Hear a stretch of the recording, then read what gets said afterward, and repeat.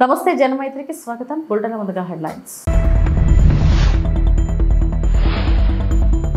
చీనా railway వంతెనను ప్రారంభిస్తున్న ప్రధాని Narendra Modi.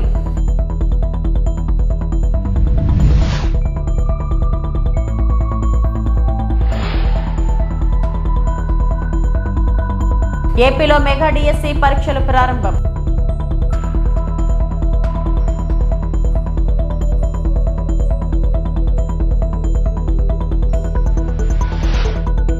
DSC పరీక్ష రాసే అభ్యర్థులందరికీ ఆల్ ది బెస్ట్ చెప్పిన రామ్మోహన్ నాయుడు కింజరాపు.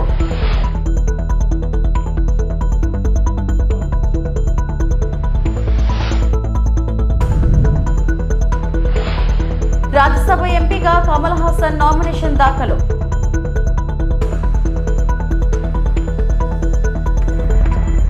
ప్రపంచంలోనే అత్యంత ఎత్తైన రైల్వే ఆర్చ్ వంతెన అయిన చీనా వంతెనను ప్రధాని మోడీ ప్రారంభించారు.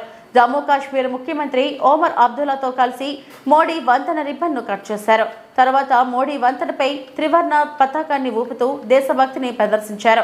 पहलगाम उग्रवाद दाड़ी తర్వాత ప్రధాని మోడీ తొలిసారిగా కాశ్మీర్ను సందర్శించారు. तो देख रहे हैं कि यहाँ प्रधानमंत्री नरेंद्र मोदी अब कट चुके हैं और यहाँ भी ये जो पुल है इसकी खासियत की अगर बात की जाए तो ये पुल भी करीब 213 किलोमीटर प्रति घंटे की रफ्तार से अगर जो हवाएं चलती हैं उनको सहने के लिए भी सक्षम है. इस तरह के सेंसर जो हैं जो इसकी जानकारी देंगे तो 213 किलोमीटर तक अगर हवाओं की रफ्तार है तब भी कोई फिक्र की बात यहाँ पर नहीं है. और उसके साथ साथ तेज तीव्रता का अगर भूकंप आता है तो उसका सामना करने के लिए भी जो अंजी पुल है, अंजी ब्रिज है, वो पूरी तरीके से तैयार है. आधुनिक क्षमता जो है वो आप देख सकते हैं किस तरीके से इसको तैयार किया गया है.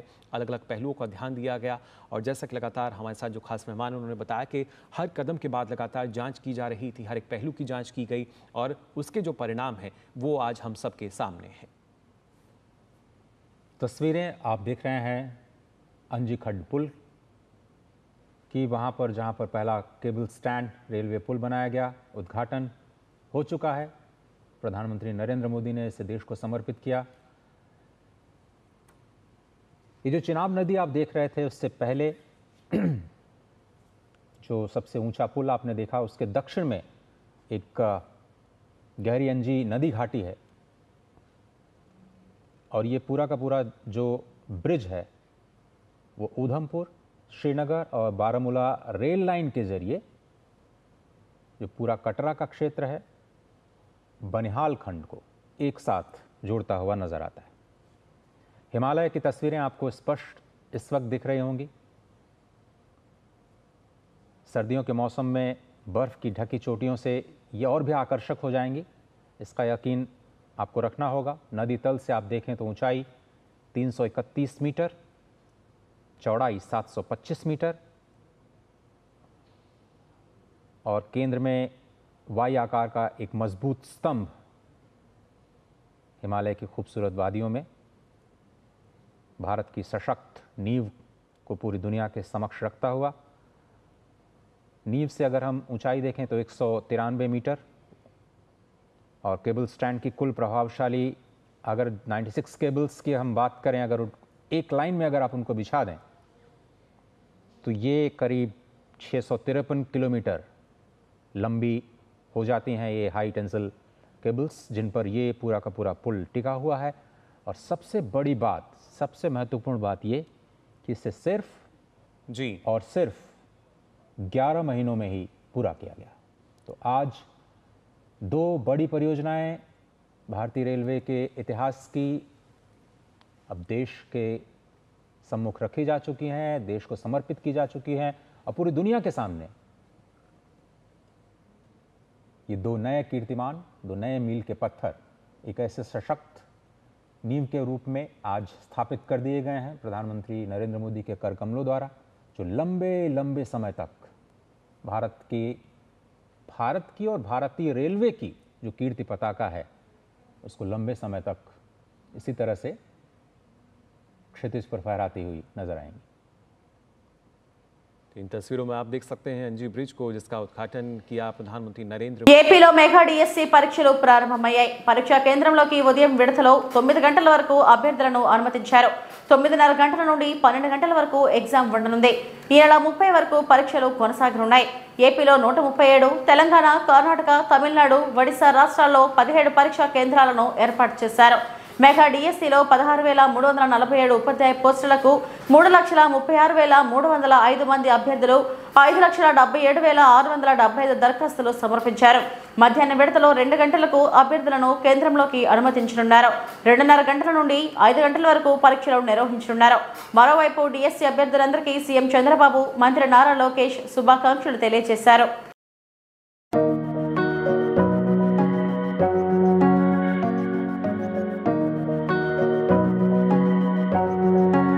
ఎన్నికల ముందు ఎన్డీఏ కూటమి ఇచ్చిన హామీ మేరకు 16,347 ఉపాధ్యాయ పోస్టుల భర్తీకి సంబంధించిన మెగా డిఎస్సి నోటిఫికేషన్ ప్రక్రియ అధికారికంగా ప్రారంభమైంది. ఈ రోజు రాష్ట్ర వ్యాప్తంగా డిఎస్సి పరీక్షలు ప్రారంభమయ్యాయి. గౌరవనీయ ముఖ్యమంత్రి నారా చంద్రబాబు నాయుడు ముఖ్యమంత్రి అయిన వెంటనే సంతకం చేసిన తొలి ఫైల్ ఇదే కావడం గర్వకారణం. ఇది యువత భవిష్యత్తుపై ఆయనకు ఉన్న నిబద్ధతను ప్రతిబింబిస్తుంది. పరీక్షా ప్రక్రియను పారదర్శకంగా, వేగంగా, సమర్థవంతంగా నిర్వహించేందుకు అహర్నిశలు శ్రమించిన నారా లోకేష్ కి హృదయపూర్వక కృతజ్ఞతలు. పరీక్ష రాసే అభ్యర్థులందరికీ ముందుగా ఆల్ ది బెస్ట్ చెప్పిన రామ్మోహన్ నాయుడు కింజరపు. అందరికీ నమస్కారం. రాష్ట్ర వ్యాప్తంగా నేటి నుండి డిఎస్సి పరీక్షలు రాస్తున్న అభ్యర్థులందరికీ ముందుగా ఆల్ ది బెస్ట్. ఒక టీచర్ అంటే సమాజం ఎంతో గౌరవిస్తుంది. అలాగే సమాజ నిర్మాణంలో కూడా వారి పాత్ర ఎంతో ముఖ్యమైనది. అందుకని యువత కూడా డిఎస్సి పరీక్ష ద్వారా టీచర్లు అవ్వాలని పట్టుదలతో కృషి చేస్తారు. కానీ గత ప్రభుత్వ కాలంలో మెగా డిఎస్సి నిర్వహిస్తామని యువతను నమ్మించి మాయమాటలు చెప్పి ఒక్క డిఎస్సి పరీక్ష కూడా నిర్వహించకుండా 5 సంవత్సరాలు యువత విలువైన సమయాన్ని వృధా చేసి వాళ్ళ భవిష్యత్తుని పూర్తిగా ప్రశ్నార్థకరంగా మార్చారు. అదే సమయంలో మేము ప్రతిపక్షంలో ఉన్నప్పుడు నారా లోకేష్ అన్న సారథ్యంలో జరిగిన యువగలం ద్వారా డిఎస్సి అభ్యర్థుల తాలూకా సమస్యలు తెలుసుకొని వాళ్ళకు అండగా నిలబడి వాళ్ళ తరపున పోరాటం చేశాం. ఎన్నికల హామీగా చంద్రబాబు నాయుడు గారు మెగా డిఎస్సి నిర్వహిస్తామని ఆనాడు వాగ్దానం కూడా చేశారు. ఎందుకంటే చంద్రబాబు నాయుడు గారు రాష్ట్రం అభివృద్ధి చెందాలనంటే విద్యా వ్యవస్థ బలంగా ఉండాలని నమ్మే వ్యక్తి. అందుకే ఆయనకి డిఎస్సి యొక్క ప్రాధాన్యత కూడా తెలుసు. చరిత్ర చూసుకుంటే రాష్ట్రంలో 16 డిఎస్సి పరీక్షలు జరిగితే అందులో 12 తెలుగుదేశం పార్టీ హయాంలోనే జరిగాయి.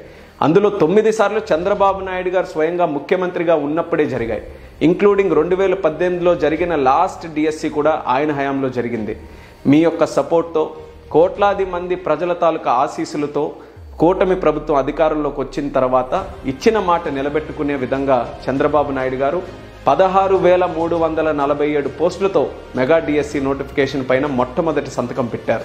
నేను కూడా శ్రీకాకుళం జిల్లాలో పోటీ పరీక్షలు ప్రిపేర్ అవుతున్న అభ్యర్థులకి సపోర్ట్ చేయడానికి ఎర్రన్న విద్యా సంకల్పం అనే కార్యక్రమం ద్వారా పరీక్షలు నిర్వహించి వాళ్ళకి కావాల్సిన బుక్ సెట్స్ డిస్ట్రిబ్యూట్ చేశాం. మాక్ టెస్ట్ కూడా నిర్వహించాం. ఈ పరీక్షల సమయంలో డిఎస్సి అభ్యర్థుల తాలూకా పట్టుదల, కృషి నేను కల్లారా చూశాను. ముఖ్యంగా కొంతమంది మహిళలు చంటి పిల్లలతో వచ్చి మరీ పరీక్ష రాశారు. నాకు ఆశ్చర్యం కలిగించిన విషయం ఏంటంటే ఈ మాక్ టెస్ట్లకి సుమారు 85% మహిళలే హాజరయ్యారు. దీన్ని బట్టి మనకు అర్థమవుతుంది ఉద్యోగం సాధించాలనే ఉత్సాహం మహిళల్లో ఎంత ఉందని. అలాగే రాష్ట్రంలో ఎంతోమంది నాయకులు లోకేష్ అన్న గారిని స్ఫూర్తిగా తీసుకొని కోచింగ్ క్లాసెస్, మాక్ టెస్ట్ ఇలా ఎన్నో కార్యక్రమాలు చేశారు. మీకోసం, మీ విజయం కోసం. ఆ విజయాన్ని అందించుకునే సమయం ఇప్పుడు వచ్చింది. మీ కష్టం, మీ శ్రమ, మీ కుటుంబ సభ్యుల సహకారం మీకు అందరికీ కూడా తోడుగా ఉంటాయి. ధైర్యంగా పరీక్షలు రాసి మీరు కోరుకున్న విజయాన్ని అందుకోవాలని మనస్ఫూర్తిగా కోరుకుంటున్నాను. మీ కలలను సాకారం చేసుకునే ఈ ప్రయాణంలో మేము ఇప్పుడు కూడా మీకు తోడుగా ఉంటాం. Once again I wish you all the best. నమస్కారం. రాష్ట్రంలో 7 మార్కెట్ యార్డుల ద్వారా హెచ్డి బర్లీ పొగాకు కొనుగోలు చేయాలని ప్రభుత్వం నిర్ణయించిందని వ్యవసాయ శాఖ మంత్రి శ్రీ కించరాపు అచ్చెన్నాయుడు అన్నారు. కంపెనీలు కొనగా మిగిలిన ఉత్పత్తి ప్రభుత్వం కొంటుంది. ఉమ్మడి గుంటూరు, ప్రకాశం జిల్లాలోని పర్చూరు, ఇంకొల్లు, మార్టూరు, పెద్దినందిపాడు, ప్రతిపాడు, చిలకలూరిపేట, మద్దిపాడు యార్డుల ద్వారా శుక్రవారం నుంచే సేకరణ ప్రారంభించనున్నారు. హెచ్డి బర్లీ పొగాకును ఐటీసీ, జీపీఎస్ సంస్థలు కలిపి 25 మిలియన్ కిలోలు, చిన్న కంపెనీలు 20 మిలియన్ కిలోలు చొప్పున కొనాలి. 2, 3 గ్రేడ్ల రకాలు కొనేలా కంపెనీలతో మాట్లాడాలి. ప్రధాన రకాన్ని క్వింటాల్కు 12,000కు తగ్గకుండా సేకరించాలి. గత సంవత్సరం దాదాపుగా 45-50 మిలియన్ కేజీలు పంట వచ్చింది. గత సంవత్సరం ధర కూడా విపరీతంగా రావటం వల్ల రైతులందరూ కూడా మొగ్గు చూపి అందరూ ఈ నల్లబల్లి వేయటం వల్ల ఈ సంవత్సరం దాదాపుగా 85 మిలియన్ కేజీలు నల్లబల్లి ఉత్పత్తి అయింది. ఒకేసారి 2-3 వంతులు ఏదైతే ప్రొడక్షన్ పెరగడం వల్ల కంపెనీలన్నీ కూడా కొనడానికి చొరవ చూపలేదు. మేము మళ్ళీ గత నెలలో రైతుల దగ్గరికే వెళ్ళి పొలాల్లో స్టాక్ అంతా చూసి కంపెనీలో ఏ విధంగా ఇది సేల్స్ చేస్తున్నారో చూసి ఒక సమావేశం పెట్టి స్పష్టంగా మేము మళ్ళీ కంపెనీలకు అన్నింటికి కూడా ఆదేశాలు ఇచ్చినా సరే కొనుగోళ్లు చాలా మందకొడిగా సాగుతున్నాయి. మేము ఏదైతే గుంటూరు వ్యవసాయ యూనివర్సిటీలో సమావేశం పెట్టినప్పటి నుంచి ముఖ్యమంత్రి గారు రివ్యూ చేసిన తర్వాత ఈ రోజు వరకు దాదాపుగా జీపీఐ కానీ ఐటీసీ కానీ మిగిలినటువంటి కంపెనీలన్నీ కూడా 25 మిలియన్ కేజీలు ఇంతవరకు కొనబడింది. అంటే 85 మిలియన్ కేజీలు పొగాకులో 25 మిలియన్ కేజీలు పొగాకే కొనబడింది. మిగిలిన పొగాకంతా కూడా పొలాల్లో ఉండడం వల్ల వర్షాలు పడడం వల్ల దీనన్నింటికి మించి అసలు కంపెనీలు కొంటాయా లేదా, మేము చాలా పెట్టుబడులు పెట్టాము అని చెప్పి రైతులందరూ ఆందోళన చెందుతున్నారు. ఇటువంటి సందర్భంలో మళ్ళీ ముఖ్యమంత్రి గారు ఈవేళ సమావేశం పెట్టి స్పష్టంగా ఒక నిర్ణయం తీసుకున్నారు. ఏదైతే రిమైనింగ్ ఉన్నటువంటి నల్లబెల్లిని 2 కంపెనీలు జీపీఐ ఐటీసీ తప్పనిసరిగా 20-25 మిలియన్ కేజీలు నల్లబల్లి కొనాలని చెప్పి వాళ్ళకి స్పష్టంగా ఆదేశాలు ఇచ్చాం. వాళ్ళ నుంచి కూడా సానుకూలంగా మేము ఈసారి కొంటామని చెప్పి సమాచారం ఇచ్చారు. దీంతో పాటుగా అనేక చిన్న కంపెనీలు ఉన్నాయి. ఈ కంపెనీలన్నింటికి 20 మిలియన్ కేజీలు పొగాకు కొంటామని వాళ్ళు కూడా చెప్పారు. ఇవన్నీ కొన్న తర్వాత కూడా ఇంకా ఒక 20-25 మిలియన్ కేజీలు పొగాకు ఇంకా ఉండిపోతుంది. దీన్ని ఏం చేయాలని ఆలోచన చేస్తే మనకి రైతులు ముఖ్యం. ఎట్టి పరిస్థితుల్లో రైతులు ఇబ్బంది పడకూడదని ఈరోజు సమావేశంలో ముఖ్యమంత్రి గారు స్పష్టంగా ఆదేశాలు ఇచ్చారు. మిగిలిపోయినటువంటి ఈ 20-25 మిలియన్ కేజీలు నల్లబల్లి పొగాకుని మార్క్ఫెడ్ ద్వారా ఇమీడియట్ గా కొనుగోలు చేయమని చెప్పి స్పష్టంగా ఆదేశాలు ఇచ్చారు. ఈ ఆదేశాలని రేపటి నుంచి అమలు చేస్తున్నాం. ఈ రాష్ట్రంలో 7 మార్కెట్ యార్డులను గుర్తించాం. పచ్చూరు, ఇంకొల్లు, ముద్దూరు, పెద్దనందిపాడు, పత్తిపాడు, చిలకలూరిపేట, మద్దిపాడు ఈ 7 మార్కెట్ యార్డుల్లో ఏదైతే మా మార్క్ఫెడ్ నుంచి ఎవరైతే రిటైర్ అయినటువంటి అనుభవం. మాజీ సీఎం జగన్ తెనాలి పర్యటనపై aquacultural development authority chairman Anam Venkata Ramana Reddy ఘాటుగా విమర్శించారు. గంజాయి బ్యాచ్ రౌడీ షీటర్లు జగన్ కు చిన్నపిల్లలాగా కనిపిస్తున్నారని ఎద్దేవా చేశారు. తెనాలిలో రౌడీ షీటర్లను పరామర్శించిన జగన్ కు మానసిక స్థితి సరిగా లేదని విమర్శించారు. సీఎం చంద్రబాబు గురించి తప్పుగా మాట్లాడిన జగన్ క్షమాపణ చెప్పాలని డిమాండ్ చేశారు. మా పిచ్చోడు మా హాఫ్ టికెట్ అది సీఎం అనుకున్నాడు. తిక్కడా తిక్కనాయాలా, అది సీఎం కాదురా చీఎం. చీఎం అంటే నిన్ను చీ కొడుతున్నారనే విషయం జగన్మోహన్ రెడ్డి మన హాఫ్ టికెట్ గుర్తుపెట్టుకోవాలని కూడా మనవి చేస్తా ఉన్నా. ఈరోజు ఆ రోజు బాబు గారిని ఏదంటే అది ఏది రోడ్లో కొట్టాలా, చంద్రబాబు గారిని రోడ్లో కొట్టాలా అనే మాట జగన్మోహన్ రెడ్డి నోట్లో నుంచి వచ్చింది. ఈరోజు నేను అడుగుతున్నా,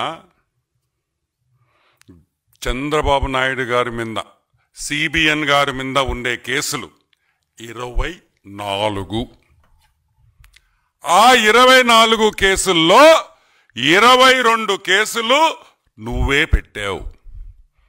నువ్వో మీ తండ్రి గారు ఎవరో మీరిద్దరే పెట్టారు. దాంట్లో 2 కేసులు మామూలు కేసులు, మిగతా అన్ని కావాలని పెట్టిన కేసులు అనే విషయం నీకు బాగా తెలుసు. ఇంకోటి కూడా చెప్తున్నాం, చెప్పుతో కొట్టాలా?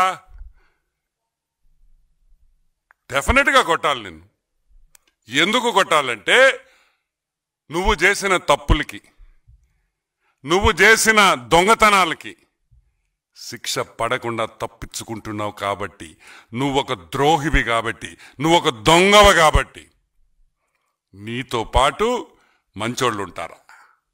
ఎట్లుంటారు?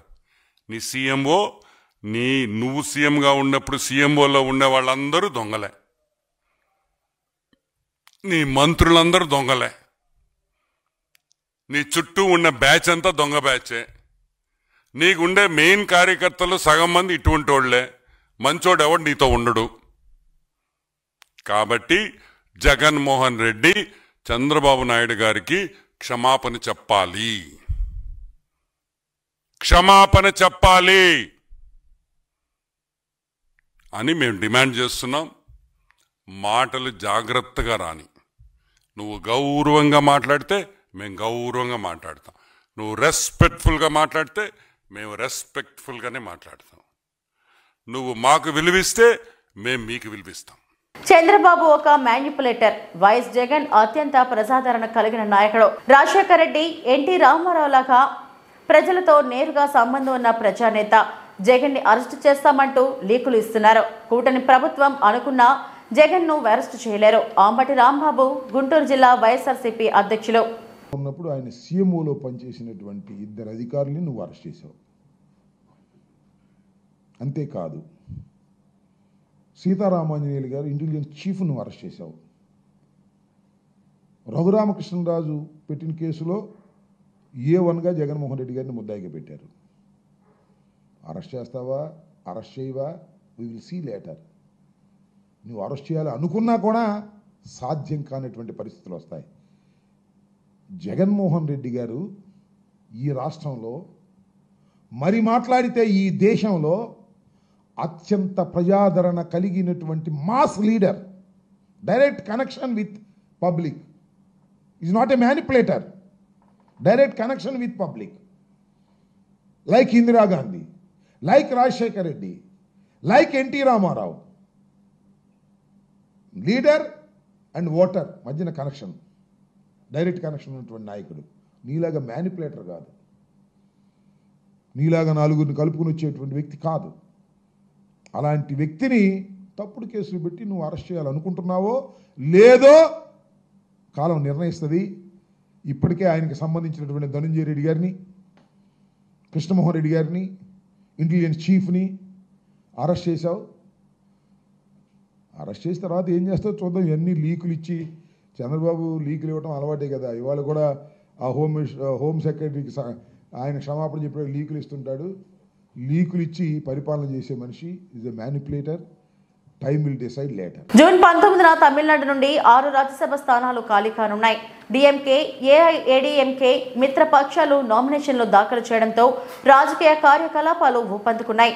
డిఎంకే విల్సన్, సల్మా శివలింగలను బరిలోకి దింపగా ఎంఎన్ఎం కమల్ హాసన్ కూటమిలో భాగంగా బరిలోకి దిగుతున్నారు. ఏఐఏడీఎంకే ఇనుపుతురై ధన్పాల్ నామినేషన్లు దాఖలు చేసింది. ఈ రోజు చెన్నైలో నామినేషన్లు దాఖలు చేశారు. సీఎం స్టాలిన్, ఎల్ఓపి, ఈపీఎస్ హాజరయ్యారు.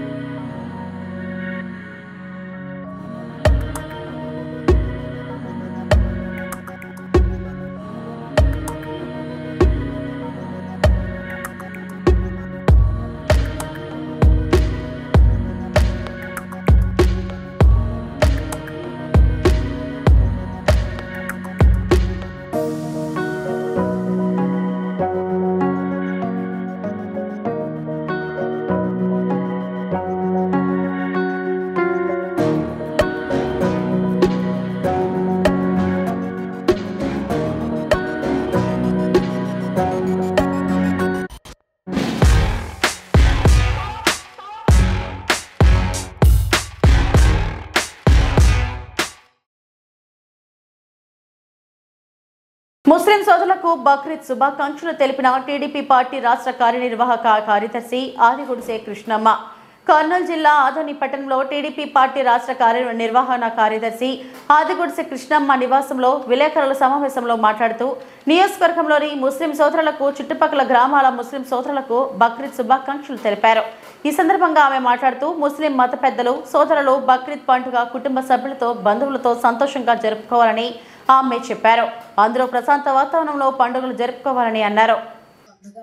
ప్రతి ఒక్కరు కూడా సంతోషంగా కుటుంబ సభ్యులతో జరుపుకోవాలని చెప్పి నేను మనస్ఫూర్తిగా ముస్లిం సోదరులకు కోరుకుంటున్నాను. అదేవిధంగా ఈ పండుగను ప్రశాంత వాతావరణంలో జరుపుకోవాలి, ఎటువంటి గొడవలు లేకుండా అందరం కూడా హ్యాపీగా ఈ పండుగ జరుపుకోవాలని చెప్పి మనస్ఫూర్తిగా కోరుకుంటున్నాను. నిన్ననే ఎస్పీ గారి ఆధ్వర్యంలో పీస్ కమిటీ మీటింగ్ జరిగింది. ఇక్కడ ఈ పీస్ కమిటీ మీటింగ్లో కూడా చాలా హోప్ఫుల్గా జరిగింది. హిందూ మతం పెద్దలైతేనేమి, ముస్లిం మత పెద్దలైతేనేమి అందరూ కూడా పాల్గొని ఆదోనిలో ఎస్పెషల్లీ ఆదోనిలో ప్రశాంతమైన వాతావరణం జరపాలని చెప్పి నిర్ణయించడం చాలా సంతోషదాయకం. కాబట్టి మంచి పేరుకి ఎందుకంటే బక్రీద్ అంటేనే ఒక త్యాగానికి గుర్తు అన్నమాట. ఎందుకంటే వాళ్ళు కుర్బానీని చేసుకున్న తర్వాత 3 భాగాలుగా విభజించి ఒకటి పేదలకు, ఒకటి వాళ్ళ బంధువులకు, ఇంకోటి తమ్మగా అంటే నిజంగా ఈ పండుగలోగా ఒక మంచి విషయాన్ని తెలియజేస్తుంది. మనతో పాటు మన చుట్టుపక్కల ఉండే వాళ్ళు కూడా హ్యాపీగా ఉండాలి అనేది ఒక చాలా మంచి నిర్ణయం. కాబట్టి ఎవరి మత విశ్వాసం వాళ్ళకు ఉంటుంది. కాబట్టి ముస్లిం మత పెద్దలందరికీ కూడా నేను తెలియజేసుకుంటున్నాను, ప్రతి ఒక్కరు కూడా ఈ పండుగని హ్యాపీగా చేసుకోవాలని చెప్పి మనస్ఫూర్తిగా కోరుకుంటూ మరొక్కసారి బక్రీద్ శుభాకాంక్షలు. బడిబాట మన ప్రభుత్వ పాఠశాలలో మీ పిల్లలను చేర్పించండి, బంగారు భవిష్యత్తును ఇవ్వండి. ఈరోజు దౌలతాబాద్ మండలం సూరంపల్లి గ్రామంలో బడిబాట కార్యక్రమం నిర్వహించడం జరిగింది. స్కూల్ హెడ్ మాస్టర్ రామకృష్ణారెడ్డి ఆయన మాట్లాడుతూ పిల్లలు గవర్నమెంట్ స్కూల్లో చదువుకోవాలని, ప్రైవేట్ స్కూల్లో అధిక ఫీజులు వసూలు ఇస్తున్నామని, నిరుపేద కుటుంబాలకు, అన్ని వర్గాల విద్యార్థులకు అందరూ గవర్నమెంట్ స్కూల్లో జాయిన్ కావాలని ఆయన పేర్కొన్నారు. ఇందులో అన్ని వసతులు, విద్యార్థులకు పాఠ్య పుస్తకాలు, బట్టలు, మధ్యాహ్న భోజనం, విద్యా బోధన, మంచి వసతులు అన్ని గ్రామ గవర్నమెంట్ స్కూల్లో అన్ని సదుపాయాలు ఉన్నాయని తెలిపారు. ప్రోగ్రామ్ ఎందుకంటే మనకి ప్రైవేట్ స్కూల్కి ధీటుగా మనం ఇలాంటి కార్యక్రమాలు చేయడం ద్వారా మన స్కూల్ స్ట్రెంగ్తెన్ అవుతుంది అని గవర్నమెంట్ ఉద్దేశపూర్వకంగా మనకి ఈ ప్రోగ్రాం పెట్టడం జరిగింది. అయితే గవర్నమెంట్ ఇచ్చేటువంటి ప్రతి ఛాన్స్ మనకి మన విలేజ్ డెవలప్మెంట్ కోసమే కోరుకుంటుంది. కాబట్టి మన విలేజ్లో ఎలాంటి డ్రాప్అవుట్స్ లేకుండా, మనీ ప్రాబ్లమ్స్ లేకుండా ఇది సద్వినియోగం చేసుకోవాలి అని ప్రభుత్వ ముఖ్య ఉద్దేశము. మరి నేను ఒక అంగన్వాడీ టీచర్గా చెప్పేది ఏంటంటే, మా దగ్గర పిల్లల్ని మేము అడ్మిట్ చేసుకునేది 30 నెలల పిల్లల నుండి 60 నెలల పిల్లల వరకు మేము స్కూల్కి అడ్మిషన్ చేసుకుంటున్నాం. మా ముఖ్య ఉద్దేశం ఏంటంటే పిల్లల ఆరోగ్యము, తల్లుల ఆరోగ్యము మరియు విద్య. ఆ విద్య ఆటపాటలతో కూడుకున్నటువంటి విద్య. ఆటపాటలలో ముఖ్యంగా మేము నేర్పేది మంచి అలవాట్లు, ఆటలు, పాటలు, సృజనాత్మకత, శాస్త్రీయ పరిజ్ఞానం, సంసిద్ధత ఇలాంటివి మేము ముఖ్యంగా పిల్లలకు నేర్పిస్తున్నాం. అయితే మన తల్లులకు ఉద్దేశం ఏంటి అంటే, ప్రైవేట్ స్కూల్లో రాస్తున్నారు, బుక్స్ మెయింటైన్ చేస్తున్నారు, అట్లా వీళ్ళు రాయడం లేదు, ఇంటికి వచ్చి హోంవర్క్ చేయడం లేదని తల్లుల్లో ఒక అపోహ ఉంది. ఆ అపోహను ముఖ్యంగా తొలగించి పిల్లలకు మేము అక్కడ నేర్పించేది ఏంటి, ఆటలతోని ఎలాంటి ఫౌండేషన్ అవసరమో అలాంటి ఫౌండేషన్కి సంబంధించినవి మేము నేర్పిస్తున్నాం. కానీ అది బయట ఎక్స్ప్రెస్ చేయలేము కదా, అది ఎప్పుడు ఉపయోగించుకోవాలో అప్పుడు ఉపయోగించుకుంటారు పిల్లలు. అయితే ఇంకొకటి, మనకి ఇల్లు కట్టడానికి పునాది ఎంత ముఖ్యమో అలాంటి పునాది మా అంగన్వాడీ స్కూల్ నుండే మేము స్టార్ట్ చేయడం జరుగుతుంది. ఆ పునాది గట్టిగా ఉంటేనే ఇల్లు బాగుంటుంది. పిల్లర్స్ ఫస్ట్, పునాది ఫస్ట్, తర్వాత పిల్లర్స్. ఆ పునాది మేము అంగన్వాడీ చేస్తే పిల్లర్స్ గవర్నమెంట్ స్కూల్ వాళ్ళు వేస్తుంది. కాబట్టి గవర్నమెంట్ నుండి వచ్చే ప్రతి ఒక్క అవకాశాన్ని దుర్వినియోగం చేసుకోకుండా ఉపయోగించుకొని అందరం తోడ్పడదామని కోరుకుంటున్నాం. తిరుపతి శ్రీ గోవిందరాజ స్వామి బ్రహ్మోత్సవాల్లో 4వ రోజైన గురువారం రాత్రి స్వామివారు సర్వభూపాల వాహనంపై భక్తులను కటాక్షించారు. రాత్రి 7 గంటలకు వాహన సేవ ప్రారంభమైంది. భక్తులు అడుగడుగునా కర్పూర హారతులు సమర్పించి శ్రీవారిని దర్శించుకున్నారు. సర్వభూపాల వాహనం యశోప్రాప్తి. సర్వభూపాల అంటే రాజులందరూ అని అర్థం. వీరిలో దీకాల్పలకులు కూడా చేరుతారు. వీరందరూ స్వామివారిని తమ భుజస్కంధాలపై హృదయంలో ఉంచుకొని సేవిస్తారు. తద్వారా వారి పాలనలో ప్రజలు ధన్యులవుతారు అనే సందేశాన్ని ఈ వాహన సేవల నుంచి గ్రహించవచ్చు. వాహన సేవలో తిరుమల పెద్ద జిఆర్ స్వామి, చిన్న జిఆర్ స్వామి, FAN CAO ఓ బాలాజీ, డిప్యూటీ ఈఓ విఆర్ శాంతి, ఏఈఓ మునికృష్ణారెడ్డి, AVSO మోహన్ రెడ్డి, పలువురు అధికారులు, శ్రీవారి సేవకులు, భక్తులు పాల్గొన్నారు.